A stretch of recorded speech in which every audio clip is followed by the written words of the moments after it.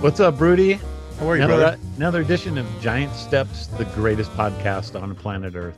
Absolutely. And you know what, man? We should go ahead and introduce our guest right away because I believe that unlike the other platform, which will remain nameless, we're seeing our guest right from the top right now. So let's introduce him. We are. Everyone, we had a great show for you. This is my buddy Michael Imadi. Michael and I met, I don't know, probably 10 years ago or so. Yeah, like it was almost. I think it was 2015. Well, we didn't meet you. We had spoken over the online over the phone as well. So yeah, I think so. So Michael is a missionary over in Ireland with our Reformed Baptist Network, and that's how we met. I had heard about you from Matt Foreman, who's been on the show when we talked about the Angel of the Lord. Oh yeah, yeah. But I think you had probably read the Giant Book or something like that. Yeah, I mean, I didn't even realize that we were part of the same group initially when I first came to Ireland. Yeah, but what happened? I was reading Jude in Greek. I'm a Of language. course. Well, of course, yeah. So Michael is also he is like the nerdiest language guy I have ever met in my life, except for with one possible exception of a guy named Robert Rush who just recently moved away from our church out to Missouri. You would love this guy, Michael. He's awesome, and I mean, he's just like you. Just sits down and read the Greek, read the Hebrew, read the Farsi, read the Chinese, read everything. I mean, just read everything. You know everything. Yeah. So. Well, I take that as a compliment. No, it's definitely a compliment. I do not have those gifts. How many languages do you speak? Like all together? I don't speak that many. I speak Persian. My dad is actually from Iran, so I speak Persian. I'm aside from Greek and Hebrew, I'm teaching a Latin course, and I'm teaching it through speaking. So I'm trying to just develop my Latin speaking as I do this course. But then I can deal at least with text, deal with Greek, Hebrew, Aramaic. Because some of the lesser, I don't want to say informed because that sounds insulting, but some of the lesser knowledgeable or experienced of our viewers on this need to make that connection. You approach it from an academic standpoint, correct? Yes. Yeah. Yeah. So I primarily teach Greek and Hebrew for two seminaries. And this past year, I've been teaching Latin as well. I've been trying to push for some Ugaritic classes just to get that in there, but nobody seems to be a big fan of that. But maybe one day that'll get in there. Do you speak any of the exotic language up north, like Norwegian or Welsh or anything like that? No, and I'm not even going to attempt to try it at the moment. No. So what happened was, I was reading Jude, and I'm looking at the text. And I'm like, there's a word in here in this Greek text that is not being represented in some of the English translations I was looking at. I'm like, what is going on? And so as I'm analyzing, I'm thinking, wait a minute, this is telling me that the angels were having these sexual relations because that's the theme going on here. And that was so contrary to everything that I had been taught. And I'm looking at it and trying to dissect this and, looking at what others have had to say. And I'm just, as I'm analyzing it, I'm thinking they're not analyzing the text right. This is not what it says. And the only book I had ever, in the back of my mind, ever seen on this subject was a book called Giants, the Sons of God by some guy I didn't know, but all I knew was, well, he's a Reformed Baptist, so I'll start there. I actually emailed, Doug probably doesn't even remember. I emailed Doug and just said, hey, this is who I am. I'm a missionary in Ireland, and we've got issues with Amazon. We still do. Sometimes they won't deliver to the Republic of Ireland.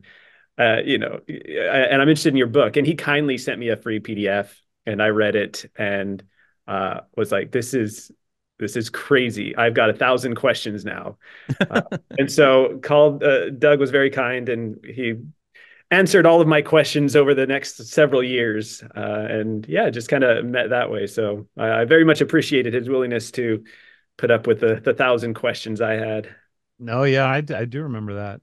And then, 2 or 3 years into it, it's probably 2018, I think. Yeah, I think so. Fall of that. Yeah, you had me and Janelle out to Ireland to do a conference out there on Giants I think you were trying to market to the witches or something like that.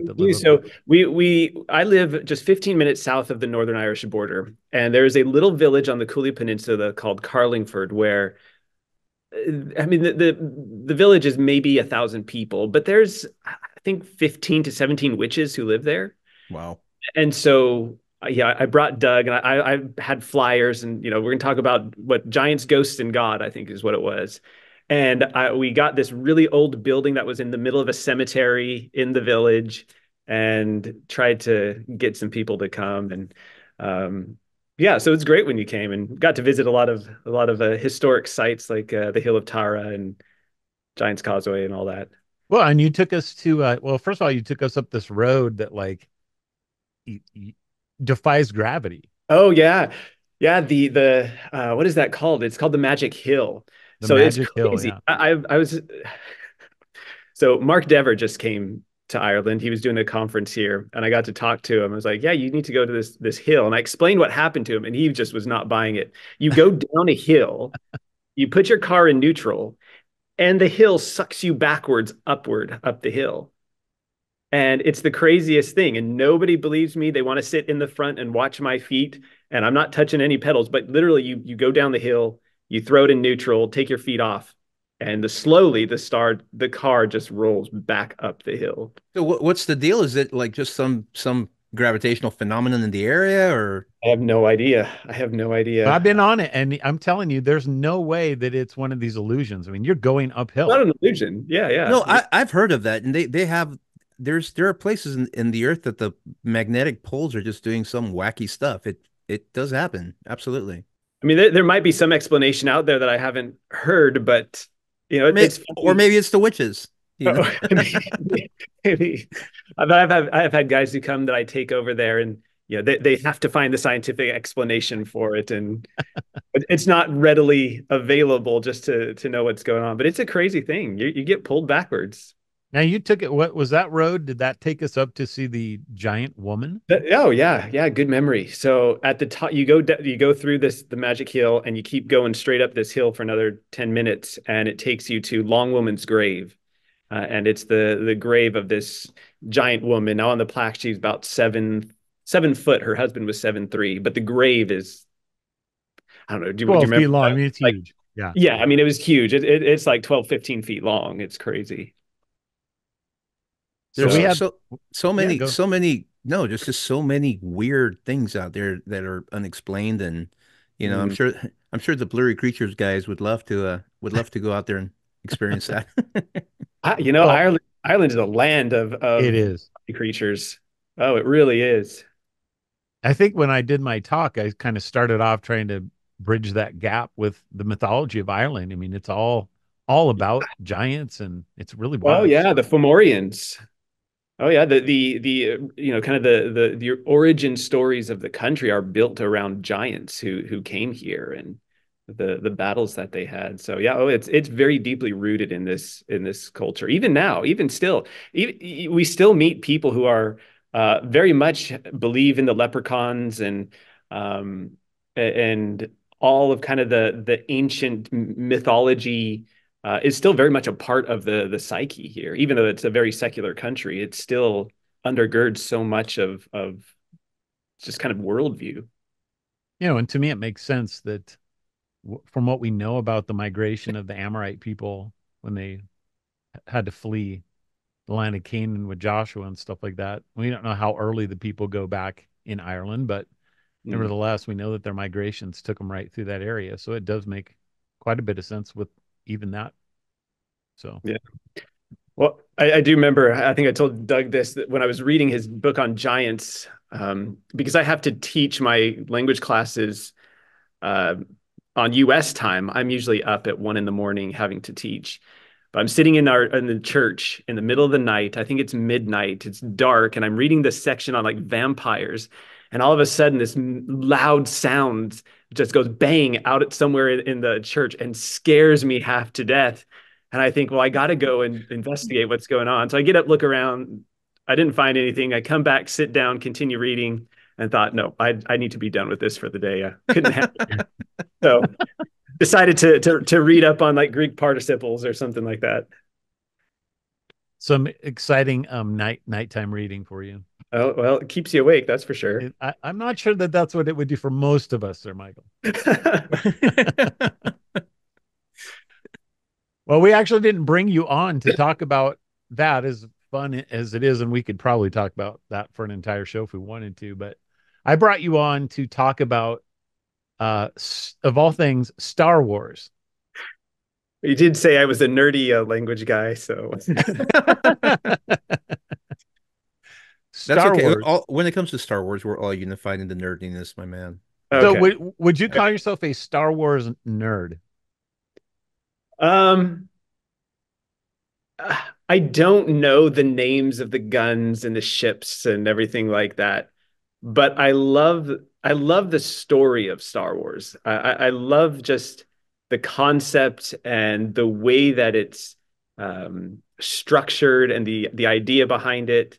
So in that sense, I am, but I don't have everything memorized as to all that. And what we're going to talk about here in a little bit, the more I see of the just the interwoven nature of this story of Star Wars just makes me actually love it really a lot more. No, for sure. And so uh now it's not just Star Wars that we're going to talk about. We're going to talk about something very specific with Star Wars that I think that the listeners to this podcast will probably really enjoy, based upon something that we did a few episodes ago, Rudy, where we looked at this giant thing called a chiasm in Revelation. And I've had a lot of comments about that One of episode. And probably our most watched episode. yeah, I Last mean, count. I for good reason. I mean, it's a pretty mind-blowing thing. And what Michael has done, this is why I think you have to be a nerd in order to have done this. But you have seen some Well, things in Star Wars that are just crazy. well, I got to make the preface here that a lot of this is from a guy named Mike Klimo's work. There's a few extra things that I've thrown in there that I've seen as I've watched Star Wars now, but a lot of this is coming from his work that he's been doing with Star Wars and a few other sources. So give credit to him. He's done a phenomenal job, and I think his website is starwarsringtheory.com. And so you can go there and get a much fuller view of maybe some of the things that I'll show here in just a minute. Yeah, but he's probably not into giants, so we'll take it from we'll take it from you. Okay. So when people think about the history of Star Wars, you got the three movies in the 70s, late early 80s, Mm. kind of the original. And then you had the um movies that came out in the 90s, 15 years later, and we were all excited about that. And then you had the latest three movies, and they progressively, I think most people would say, got worse.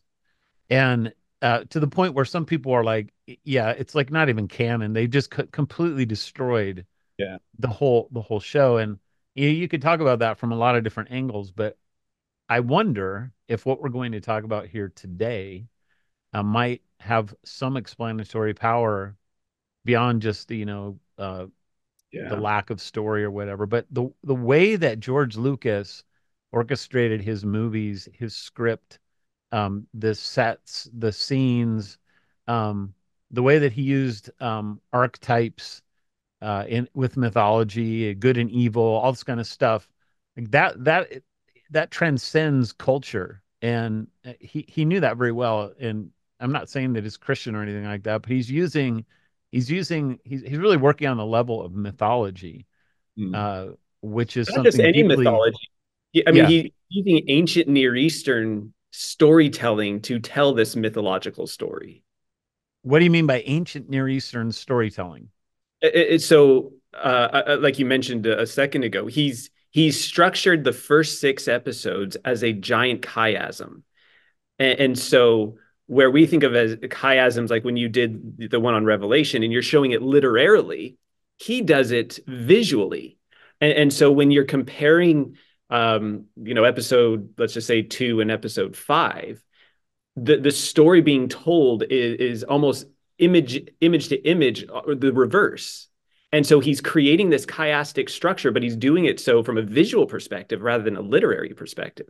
And that's kind of at least one of the methods of ancient Near Eastern storytelling is to use chiastic structures. Yeah, the more I learn from about. And The more I learn about chiasms, the more I understand that this isn't just it wasn't just a tool. Like this is actually how they thought. This is how they, like you said, they structured story. It was Yeah. very natural to them, which is completely the opposite of the way that we have learned to tell story in the modern West, I think. Oh yeah. I think it also from a tradesman standpoint, it underscores a lot of directors will turn a post-production supervisor loose on their editing and poke their heads in and approve or disapprove because they still have to follow they still have to follow the screenplay. So it's very obvious that if he's truly stuck to it, he was very involved in the post-production aspect of it, you know, if it's really literally going to mirror itself. Yeah. Yeah. Now, I don't know, Michael, but Rudy is I mean, he's a producer. He's made documentaries, made all kinds of stuff, and like that's what he's done for a living for decades. So, Rudy, I think you'll actually really enjoy this Oh, from that point of view. absolutely. You bet. So why don't we just dive on into it? Let's show us what you have. So what we're All right. going to need to do here is we're going to be on a podcast, and so it's going to go out to the Apple and the Spotify and all that kind of stuff. So a lot of people will only be hearing this. So we're going to have to do as good a job as we can to explain what people are seeing on screen. And because of that reason, we're highly recommending that if you usually listen to this podcast on audio only, that you go over to the YouTube so that you can actually look at the slides that Michael's going to be sharing with us here, because to get the visual of this is really what the power is going to be. But we will try our best to explain what we're seeing if you can't make it over to the video. Yeah, and you're right. I mean, this is because movies are a visual medium. So much of this is going to be kind of the imagery that I mentioned that's parallel here. So the reason I've titled this "How Watching Star Wars Helps with Understanding Ancient Near Eastern Literature" is because this is a kind of an abbreviated version of a lecture I give in my Hebrew 3 course. As we go through Jonah, we talk about chiasm. I kind of show it visually, and in the hopes that the students will then see it literally in the text. So why would you want, since we're not going to go into the Hebrew part of this, why would you want your students to learn chiasm? Why would you want them to see an example of it through Star Wars? Well, because like you said, it's kind of the way that they thought. When you're looking at the Hebrew text, you're putting yourself in so many places in the midst of some chiasm. I mean, you look at Jonah. Jonah, the first 2 chapters are a giant chiasm, but then you broaden out to the whole book and you realize, wait a minute, the whole book of Jonah is a giant chiasm where the fulcrum, the center point, is the very beginning of chapter 3, where Jonah has this renewal of his task to go to Nineveh. And so when you're in the Hebrew text, when you're dealing with ancient Near Eastern literature, you're kind of putting yourself in this world. And it's hard to see it literarily, I think. It's hard to see it in the words, but it's a lot easier to see it visually. And so my hope is see it visually, then when you read the text, maybe you'll play the movie, let's say, of Jonah in your mind, and then you can see the images in your mind as you're reading the text. Sounds great, man. Let's dive into this thing. Total sense. Yeah. So here we'll start with this. So this is the just side-by-side comparison of episode 4 and The Force Awakens, episode 7. So let's stop for a minute. Which episodes are we going to be really focusing on, or are we looking at all 9 of them? No. We're going to focus on the first 6. But the reason I'm showing you episode 7 here is because really I kind of want to ask the question, why when episode 7 came out, were so many people upset with J.J. Abrams, basically saying that he ripped off episode 4? And why did they not like that there are these comparisons between the two? And let's remember that episode 4 is actually the first movie that came out. That's the original Star Wars. That's right. That's right. So you can see that, these are kind of parallel scenes going on here. And I think the problem is that by and large, most Christians, and a lot of people who are perhaps watching these movies as well, we don't know, we don't really understand how are we supposed to watch it? How are we supposed to read the Bible when it's formed in such a chiastic structure? Because we think in Western linear thoughts that have largely been influenced by kind of Greco-Roman heritage. And especially with the Bible, we're dealing with an ancient work in a different time, different language, right? Semitic languages. And so we look at this and people say, well, J.J. Abrams just ripped off episode 4, and people get upset. But when you don't realize what's going on in the story, then you end up with whatever episode 8 was, The Last Jedi, and the chaos that actually became. So I just want to show you the parallels here with these two. Yeah, I mean, as we're sitting here watching this, it's pretty remarkable. I mean, it is. It really is. Scene to scene to scene to scene, whether you're on the Millennium Falcon or you're at the beginning of the movie with Darth Vader coming in, or you've got scenes with a droid and a human. I mean, they're literally mirroring each other over and over and over and over. Yeah. Do you know if these scenes are happening relatively at the same point in the films, that mirroring themselves? Yeah, so some of them are, and I'll show you some that actually occur at those same points. So, one of the reasons I show you those two particularly is just to ask the questions: was J.J. Abrams being lazy and ripping off episode 4, or did he pick up on something from the actual internal structure of Star Wars that he was trying to carry on? And I think that's the question. Do you know if George Lucas had any say in episode 7, or what, if it was just purely JJ that was doing it? That's a good question. I think don't quote me on this, but I don't think he was as involved as he was in the other 6, right? But I think there was some influence, but I don't know to what extent. I think from what I've heard, he at that point he was more involved in making sure that it stayed true to canon. Right. You know what I mean? So from a big picture standpoint, but I'm pretty sure Abrams was kind of driving the ship for the most part. Yeah. But like, he is huge on brand. He's huge on staying true to until he sold it. But I digress. Yeah. Yeah. So just, I guess, very quickly, to think about Star Wars, we have to think about it. I'm talking the first 6 episodes now.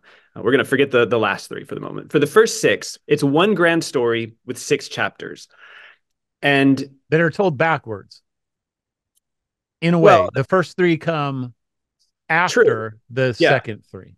Not that matters, but just again, because it kind of can be confusing if you forget the world that Star Wars, the first movie, was actually episode 4. That's right.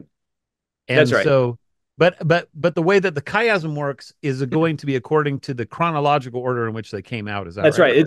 That's right. So it's going to go in the order from 1, 2, 3, 4, 5, 6. That order, even though it was released from kind of the inside out. Right. Yeah. And so, I mean, since you've already talked about chiasm previously, right, the top half mirrors the bottom half. And in this case, with Star Wars, we have this ABC CBA structure, right? So 3 and 4 are going to be in the middle.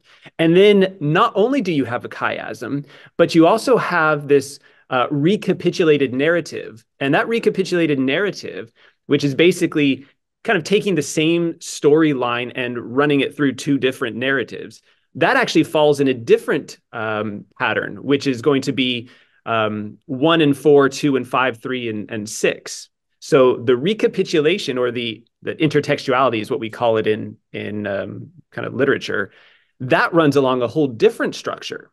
So I'll show you that in just a second. Well, I gotta make a comment there, because in the work that Dr. Gage has done with Revelation and John, John's Gospel, he's shown that you can go inverse. So how the last chapter of John, chapter 21, I think it is, and then the first chapter of Revelation match up. The first chapter of John, the last chapter of Revelation match up.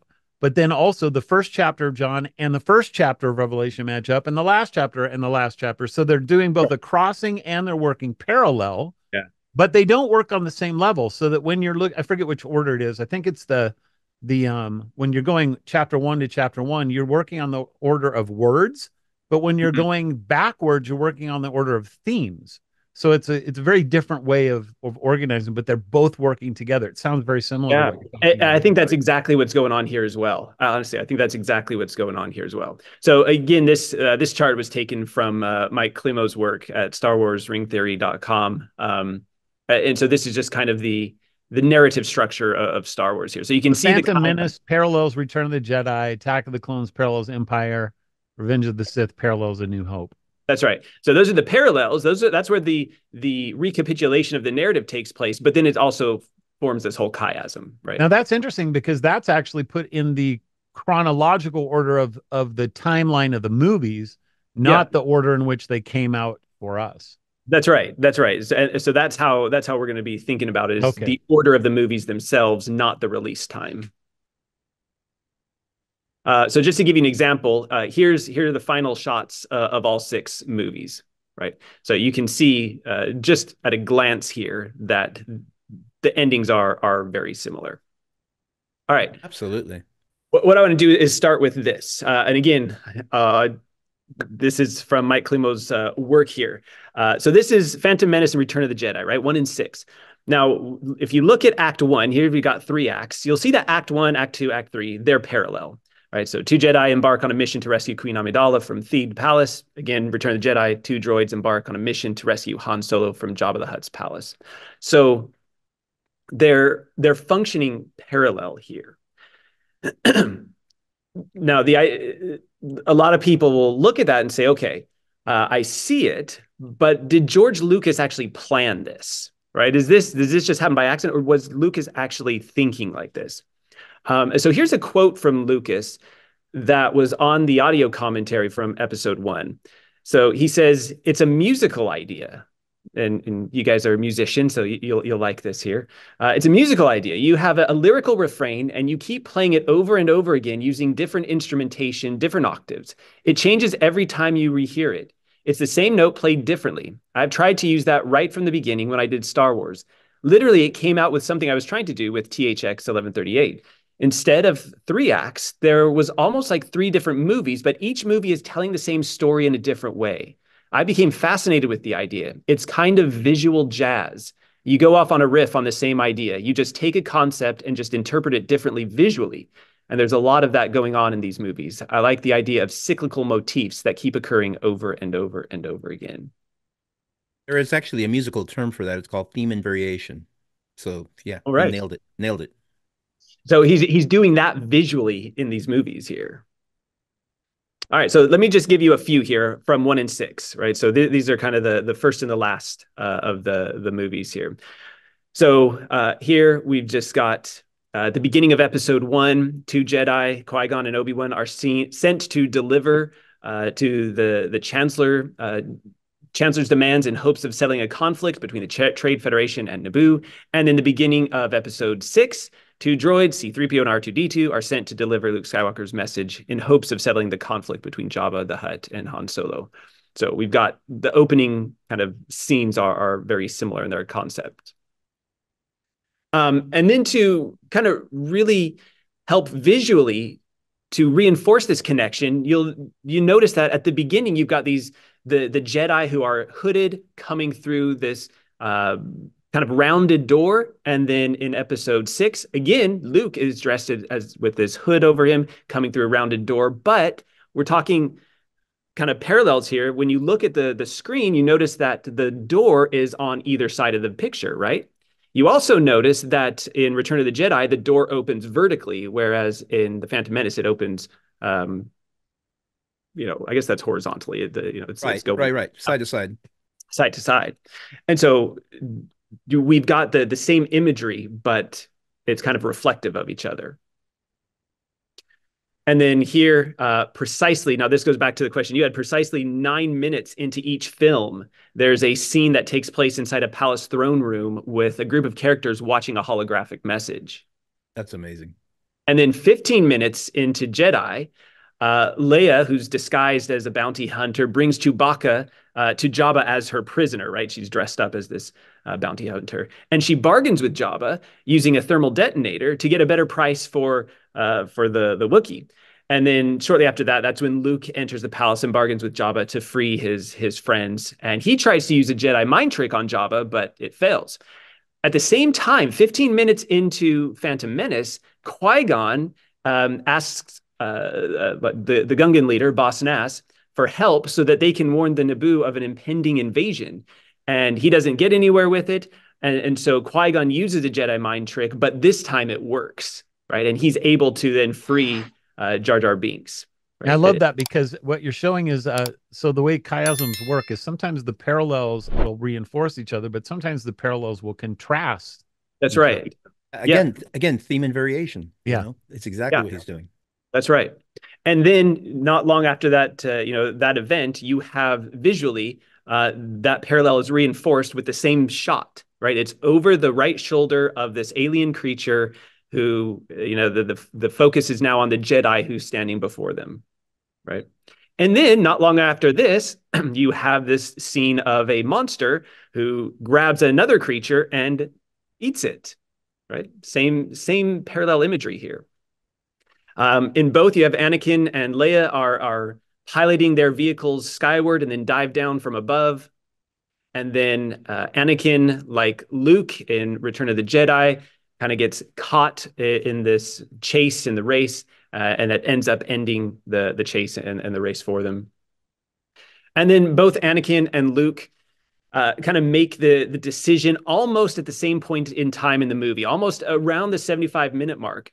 Both of them make the decision to leave their family members. So Anakin leaves his mom, Luke leaves his sister and his friends, but Anakin goes out to become a Jedi, and Luke goes out to really fulfill his destiny as proving that he is a Jedi to go fight Darth Vader, right? Both very close to the same time here. And here's just a few more scenes that you can see that are parallel. So you've got in both this idea of a technologically advanced society fighting a group of creatures who are not so. In both, you've got a Sith falling down a deep chasm. In both, you have this Jedi that has been slain, and they're lying next to a bottomless pit. But notice as well, again, you've got the mirror imagery. So Qui-Gon is kind of on the left side of the screen, and Obi-Wan is on his right side, whereas in Jedi, Darth Vader is on the right side of the pit, and Luke is on his left side, right? So it's like mirror imaging here. Absolutely, yeah. And then at the end, you've got the funeral pyre. Okay, all right. So that's kind of 1 and 6.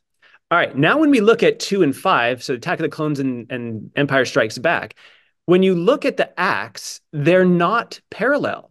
So Act 1 of Attack of the Clones, on Coruscant, Anakin lures a mysterious attacker to him by using Padme as bait. A bounty hunter escapes. That's not Act 1 in Empire Strikes Back. It's actually Act 3. And so you have on a cloud city, Darth Vader lures Luke Skywalker to him by using Han, Leia, and Chewbacca as bait. A bounty hunter escapes. So what's going on there? Well, you actually have a chiasm within a chiasm. Mm-hmm. And so it's no longer just running parallel. You've got the chiastic structure within the bigger chiastic structure.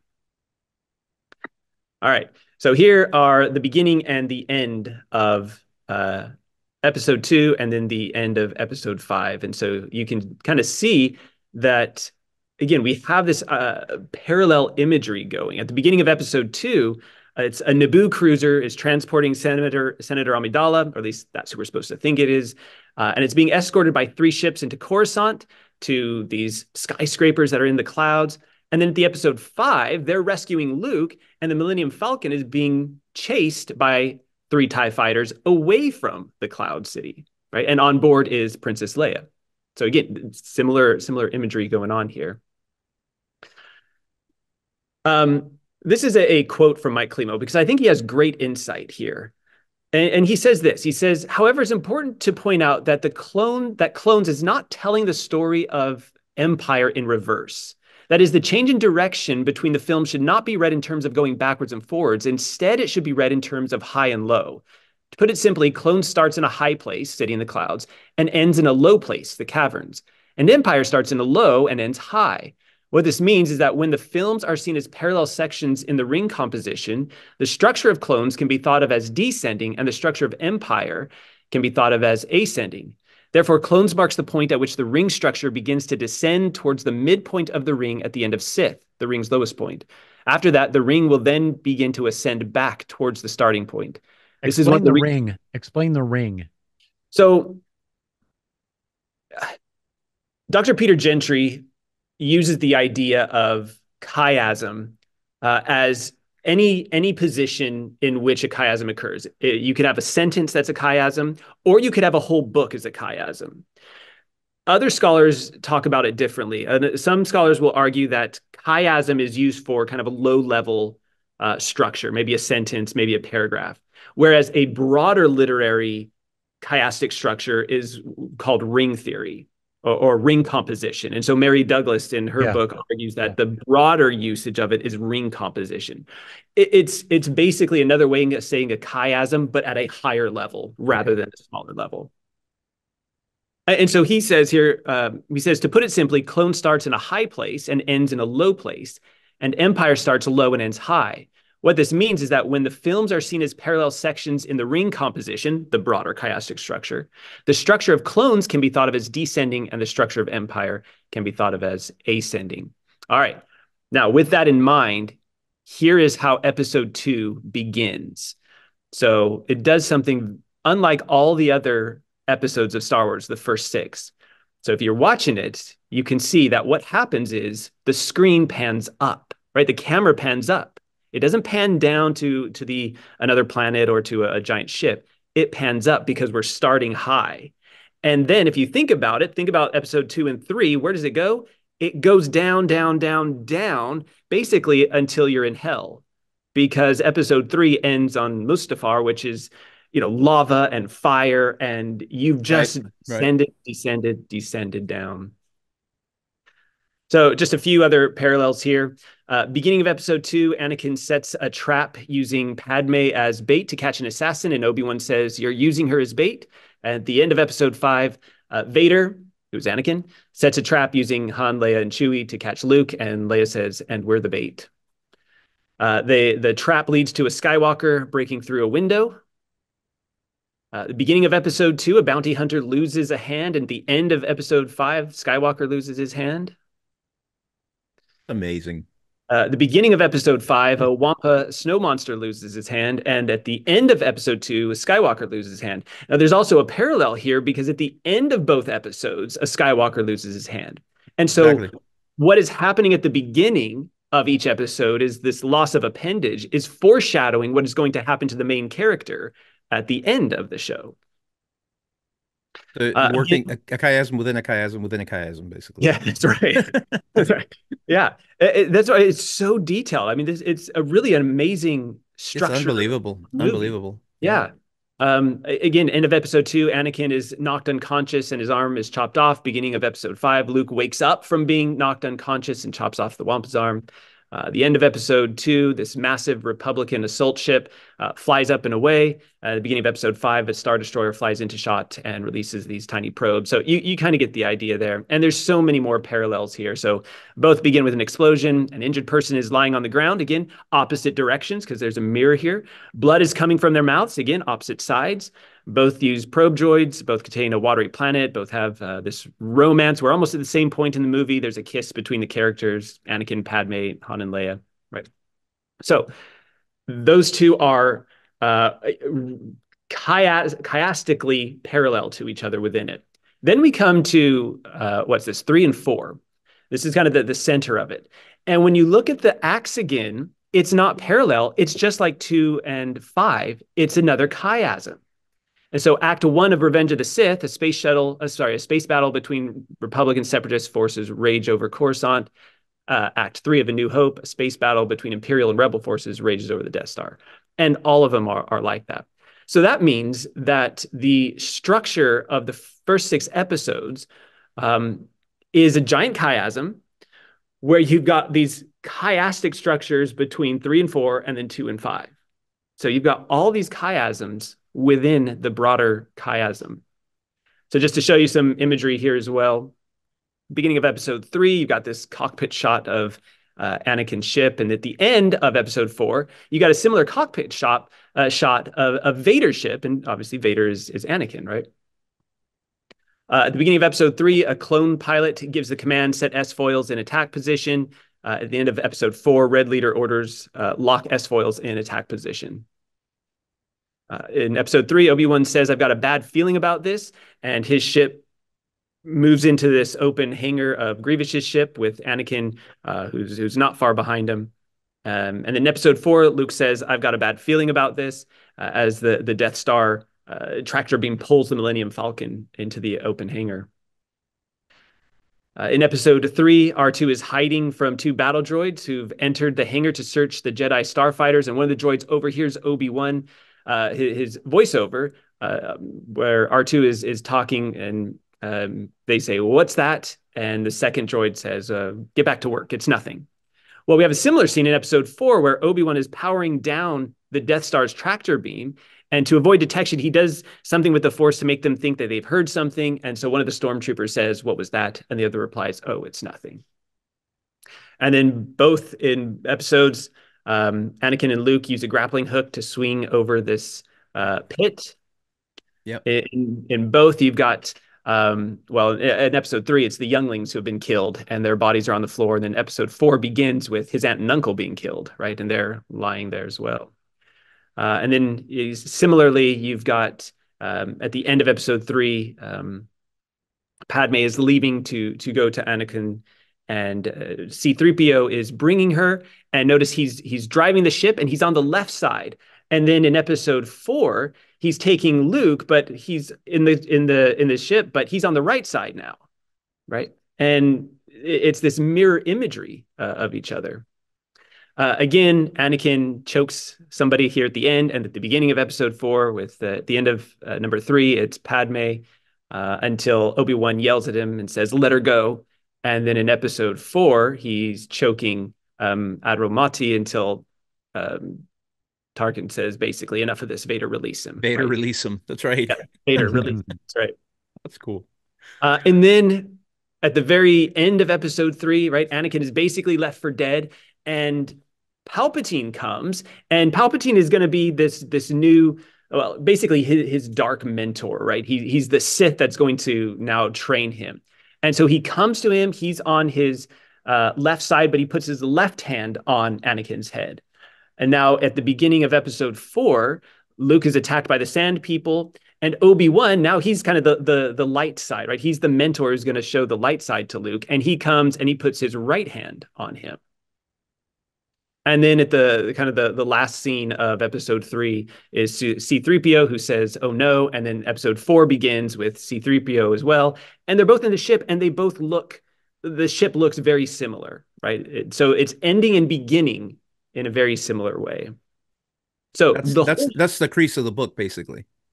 Yeah, that's right. That's right. And so the whole structure of Star Wars is this giant chiasm within all these little chiasms within this bigger chiasm. Okay, but here's the question that we have to ask, I think, is, well, why aren't episodes 1 and 6 chiastically related to each other? Why are they parallel instead of a chiasm, right? Why aren't they, like that? If you can see the inverted, yeah. Why aren't they inverted? And the answer is because, and this is true of the Bible as well, one of the forms of biblical parallelism and ancient Near Eastern parallelism is the inclusio. And an inclusio is where the first and last lines of a text contain the same words or phrases, right? And so Adele Berlin notes that inclusios perform a slightly different function than other parallelisms. She writes that the framing the text, they frame the text, I should say, in such a way to provide cohesion and unity to that text so that it's understood to be as a whole. And so by making episode 1 and episode 6 an inclusio, the entire story now has cohesion and is meant to be viewed as a unity.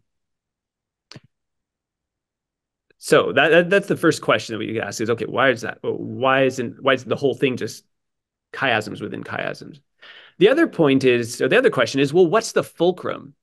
Right? Is it, well, it's just episode 3 and episode 4, that's the fulcrum, both of those? Or is there something in one of the episodes that kind of stands as the pivot point? And again, Mike Climo argues that this actually, what I'll show you next here, is the center of the chiastic structure. So hopefully this will play and you guys will be able to hear it here. So this is what he argues is the center of the chiasm. Let's see. Master Kenobi, wait a moment. In your solitude on Tatooine, training I have for you. Training? An old friend has learned the path to immortality. One who has returned from the netherworld of the Force. Your own master, Qui-Gon. So he argues that the center of this chiasm of Star Wars is a scene about immortality. So all of Star Wars hangs on this hinge of a discussion of what it means to learn about immortality. And so if that's the case, then the structure of Star Wars, you've got an inclusio on either end, and then you've got all these smaller chiasms between the episodes. And then at the very center, you've got Yoda, Obi-Wan, talking about how Qui-Gon has learned the secret to immortality. And that becomes the hinge on which the whole thing turns. Absolutely. Man, it is absolutely mind-blowing. Yeah, and just to see the kind of the woven nature of these things is just astonishing to me. It's just astonishing. Let me ask you a question. They obviously the whole world, witnessed it at a very slow pace, obviously for a period of many years, the whole entire story play out. Was he being Lucas, was he forthcoming about this being a chiasm, or was it something that somebody noticed and kind of had to drag it out of him? Do you know? Has he ever even admitted it? I don't think he's ever said, yes, it's a chiasm. But he's given things like that quote I gave to you earlier. Yeah. He's talking about how he likes the idea of cyclical patterns, right? Excuse me. He likes the idea of the same story being told, but riffed on slightly differently in each time. But the pattern is the same over and over and over. But I guess what I'm asking is, this wasn't a selling point on the film or whatever. This is something that was noticed by people who looked, by people who observed, right? I mean, it wasn't like, it never became like oh, and it's got all these great effects, and oh, by the way, it's written as like chiasm, you know what I mean? Yeah. Yeah. So the reason why I say that is because, again, from a filmmaking standpoint, the commitment to that is unbelievable, and even deeper still, that to me is really true love of the art form, because I'm sure he would have been content to put the blood on one side of the mouth and on the side of the other for the sake of the art that he was doing, even if nobody had ever noticed that it was a chiasm. Yeah, that's very true. Yeah. So that's amazing. Yeah. Yeah. So I had a few, so is this the main part of your presentation then? Yeah. I mean, I can talk about kind of where the recapitulation falls for just a second if you want, but, or yeah, go ahead and do that. And then I just have some questions that kind of popped into my head as you were talking about it. Well, I'll go through this quickly here. So recapitulation is basically the author is taking the same storyline, replaying it, but there's different elements, but it builds that anticipation as that you expect to know how the story is going to end. Is it going to be the same ending, right? It's kind of that same plot line going through it. So the recapitulation of Star Wars happens between 1 and 4, 2 and 5, and 3 and 6. So slightly different than the chiastic structure. Yeah. So what I'll do is I'll only do 1 and 4 just for the sake of time here. But I want you just to notice that even the titles of the show, when juxtaposed, are giving us the idea of how this the relationship of these particular episodes. So episode 1.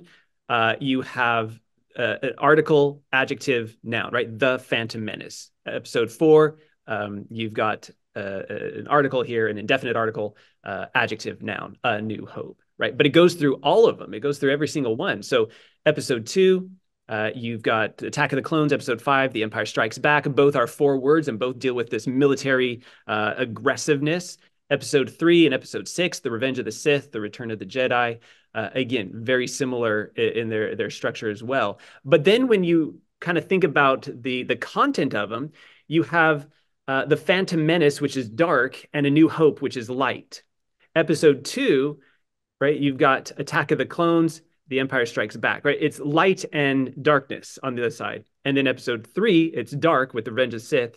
6, The Return of the Jedi is light. And so it's always this juxtaposition of light and dark along these parallel lines here. So just to very quickly go through some of these recapitulated scenes, I guess we could say. At the start of A New Hope, a rebel blockade runner has apparently broken through an Imperial blockade with secret Death Star plans. In The Phantom Menace, kind of it inverts that by opening with a Republic ship flying into a blockade, and both ships then enter into even larger ships. You can see there. In episode 4, the story is told primarily through the eyes of the 2 droids, but neither of them are the main characters, where the Phantom Menace, again, it's two people, 2 Jedi, but they are the main characters in this case.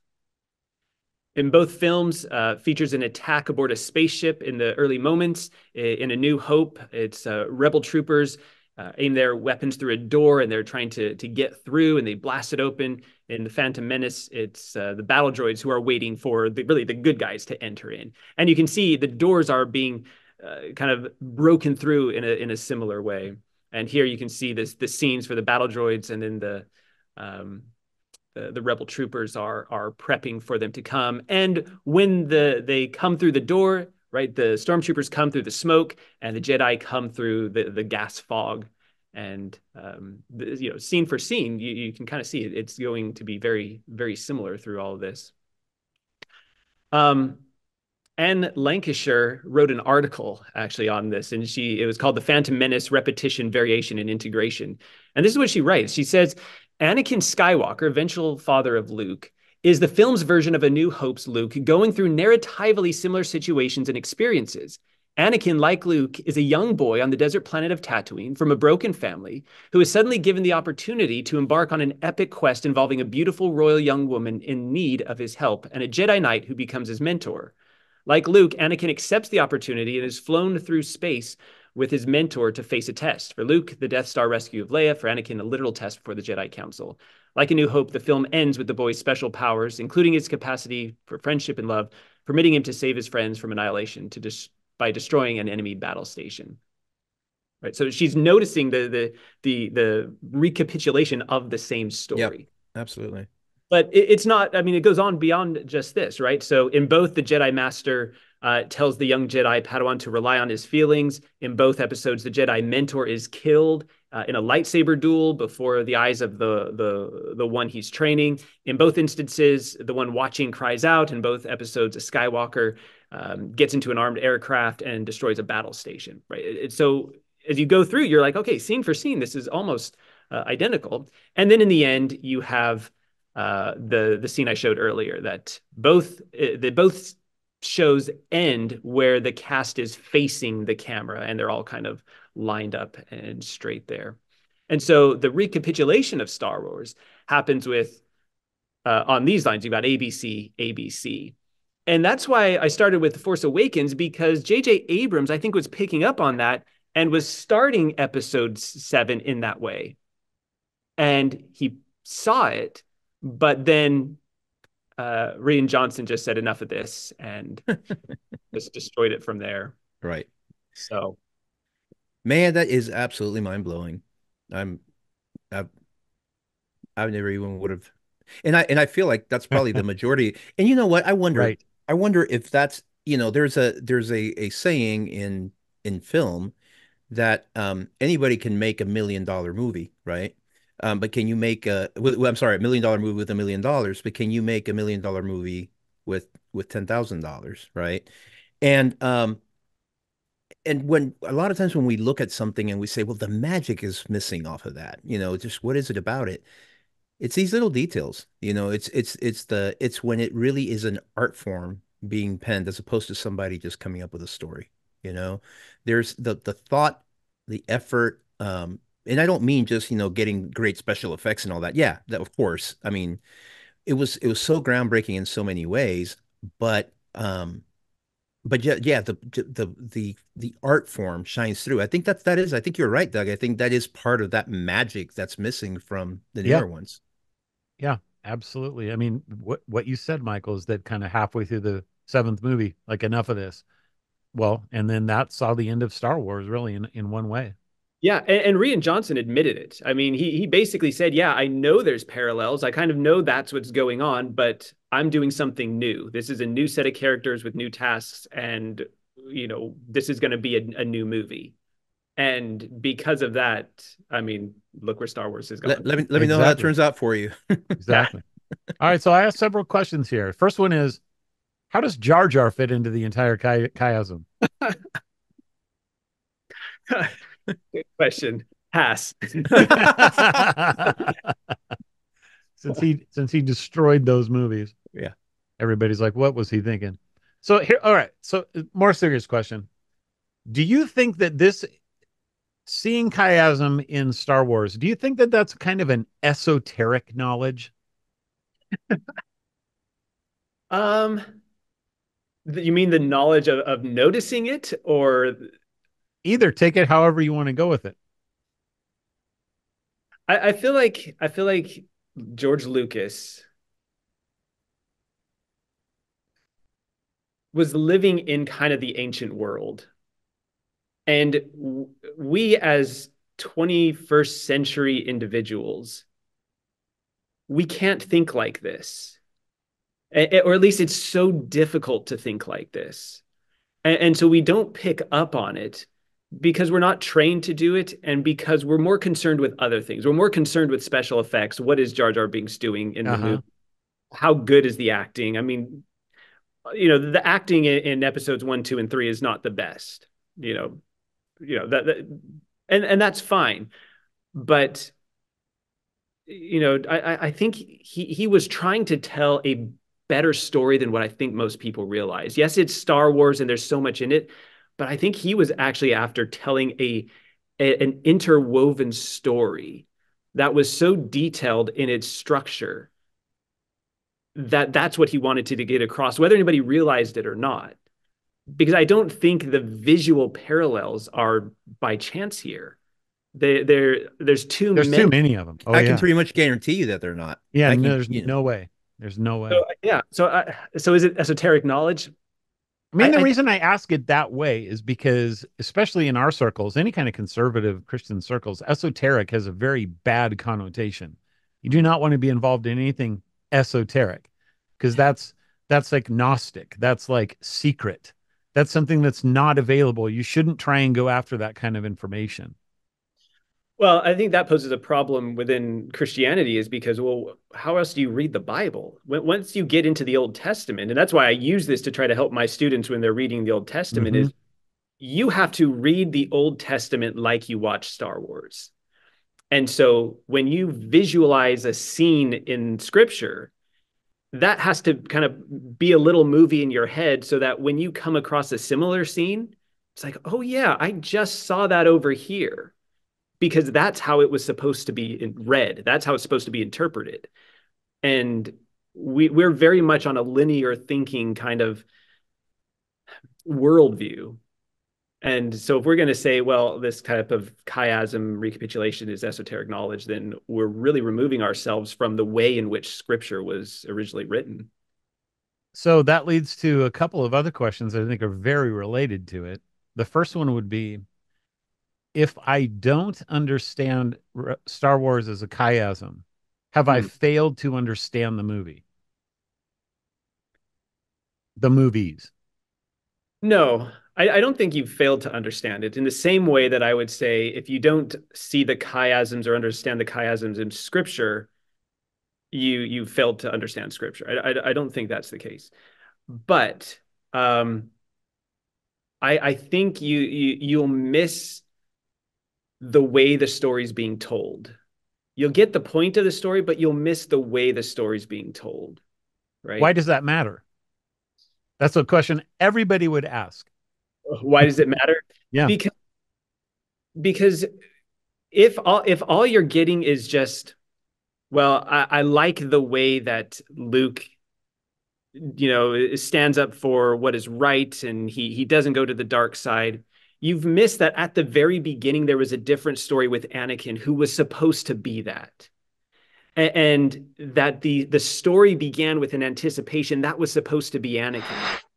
And by the time you get to Jedi, you realize it was the same story being told in episode 1, and the conclusion of episode 6 was the implied conclusion of episode 1, because Anakin in the end does become good. I mean, he picks up Palpatine and throws him over the edge, right?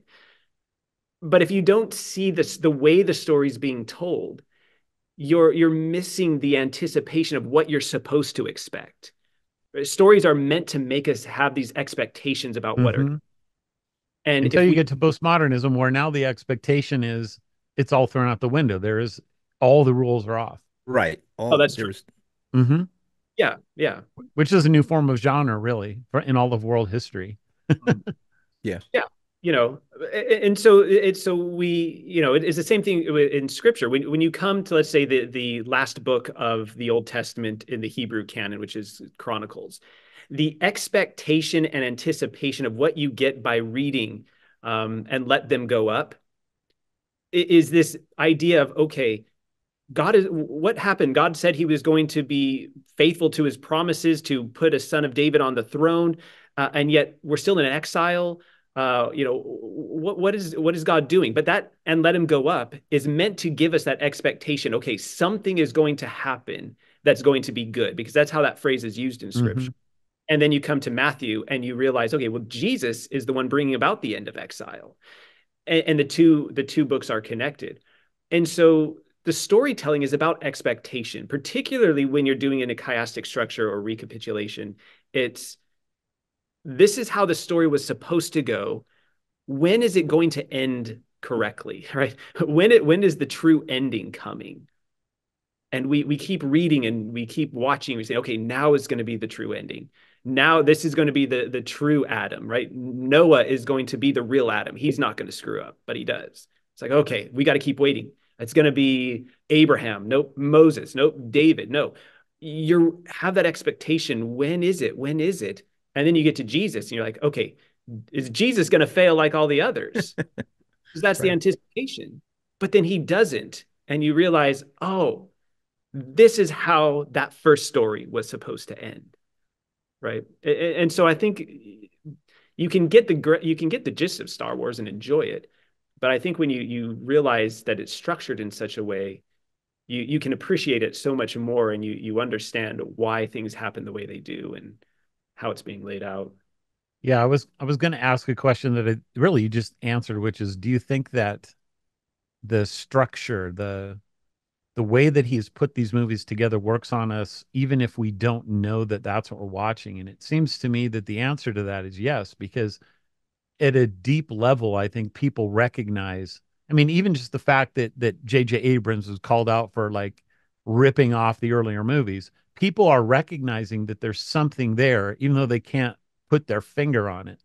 Yeah. And as you're watching the movies and you come to the ending of Jedi, and now you've seen the first three movies that come out 15 years later, you even without knowing there's a chiasm, I knew that that was the way that it was supposed to end.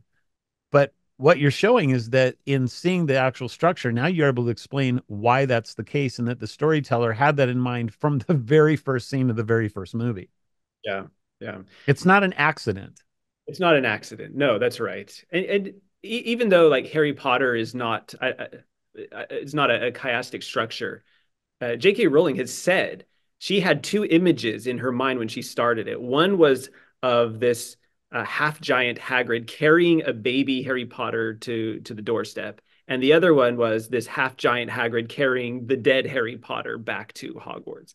And so in her mind, she had the beginning and the end parallel each She had a other. ring composition going on. Yep. She had a ring composition that may not in the internals be as detailed as Star Wars is here, but she had the beginning and the end, right? They mirror each other, which is why, as you talked about on yours with Revelation, it mirrors not only John but Genesis, right? There's this. Yeah, absolutely.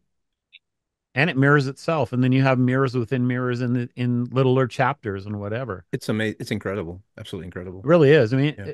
the reason why I think this is a great compliment to that earlier show on Revelation is because it really helps you to see that there's something deeper going on, whether you're reading Revelation or John or Jonah or whatever, just like Star Wars.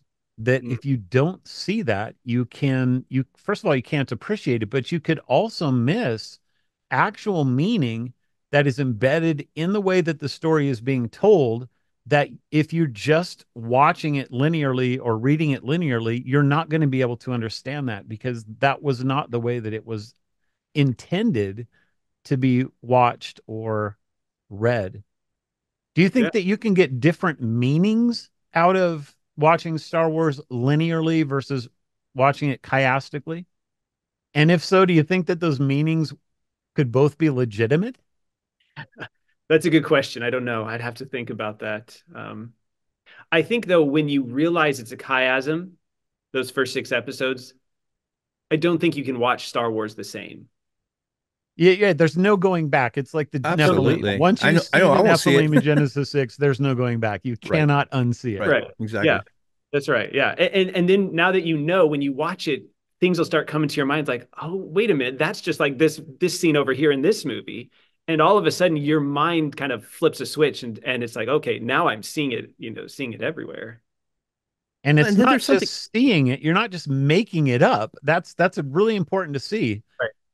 It's actually there on purpose, deliberately, from the storyteller, from the producer, from the filmmaker himself. He wanted you to see those things. Yeah.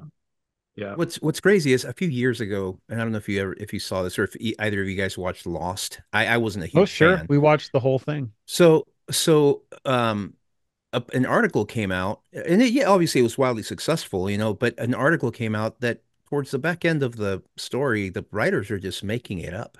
They didn't know how, they didn't expect it to go on that long. Exactly. And so to me, again, this can't be, it's obviously very, very well planned. So again, going back to the whole thing, there is a purpose, there is a reason for the whole thing. You're not just writing these feel good stories. And I gotta keep going back to the same thing. That's why there is this feeling of substance in it. Even if it is a sci-fi movie, there's a feeling of substance, which again, directly, in my opinion, same thing with the Bible, or really the book of John, the book of Revelation. You feel there is something special about this, even if you don't realize that what that is, the substance of something well planned and well written when you're going into telling the story already knowing an entire story as opposed to making it up as you go along, Yeah, that's very true. Very true.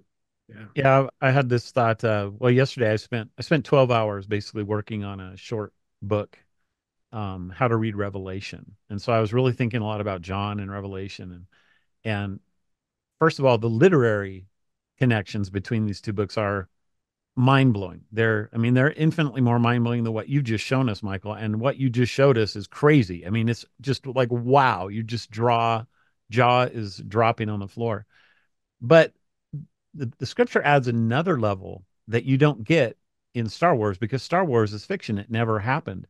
But somehow God was actually able to orchestrate real history with real people in a way that writing the stories of John and Revelation, which in my mind are, you've got Jesus is the head, and Revelation is the body of Christ.